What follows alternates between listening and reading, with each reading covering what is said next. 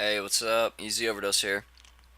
So I formatted recently and recorded a bit of footage just to let you guys use it as tips if you want to.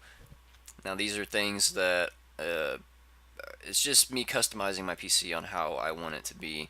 This isn't a guide, and this isn't by any means like quote the right way or the wrong way.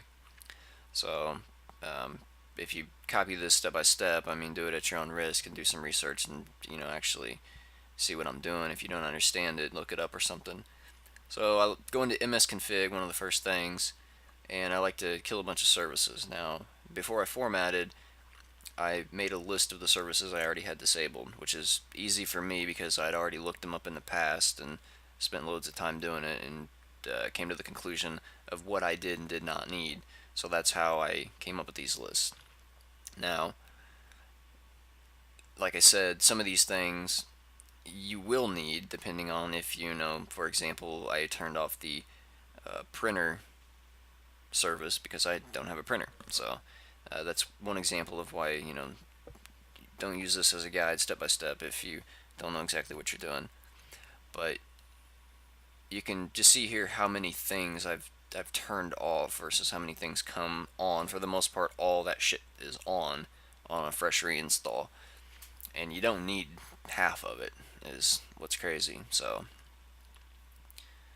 and I like to go in task scheduler. Task scheduler is like things that supposedly run in the background. I consider it all junk except for one thing, and that is the capital SR task. And what that stands for is system restore, and what it does is creates system restore points. I'm not sure if it's scheduled or if it's just it recognizes you don't have one if you do like a cleaner or something. So I wipe all those out. I basically wipe out anything that has a next runtime. If it has a next runtime, it's gone.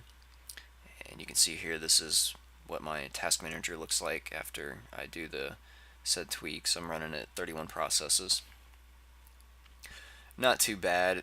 Depending on your rig, all that's not even noticeable. If you're on an older rig, yeah, turning all that stuff off will make an impact. Yeah, you'll see here I'm disabling index service on the drive itself, not just disabling it as a service. I'm disabling it on the drive, which releases the file properties. And what that's for is that's for like the search function mainly. What I'm doing here is changing my page file. I have 32 gig of RAM, and theoretically, when you have that much RAM, you don't need a page file. But certain things are hard coded to write to a page file, even though you know you don't need one. It's just hard coded to write to a page file. Pretty sure one of the Battlefield games, Battlefield 3 maybe, is like that. If you disable your page file, it causes issues and won't run or crashes or something. So I give it 2 to 8 gig page file. I figure that's enough. Better than 32 gig, right? So here I'm in the power options, and I adjust my I don't use the screensaver. Instead, I just do the turn off display and disable the sleep mode, disable the hibernate mode, because hibernate mode with 32 gig of RAM creates 32 gigabyte hibernate file on top of, if you have a 32 gig page file, there's 64 gig of your hard drive gone. Also, an important thing in that list there was the power buttons on your keyboard. If you've ever bumped your power button or your sleep button in the middle of something important, that's where you get rid of that at.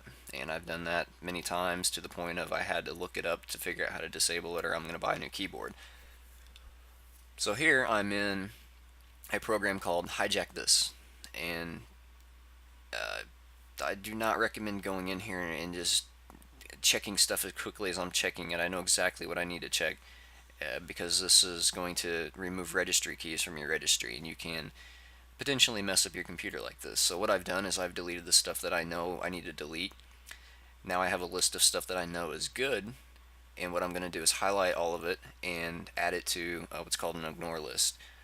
So the next time I run this program and I see something in here, it'll be easier to check it out instead of sifting through rows and rows and rows of files and registry inputs.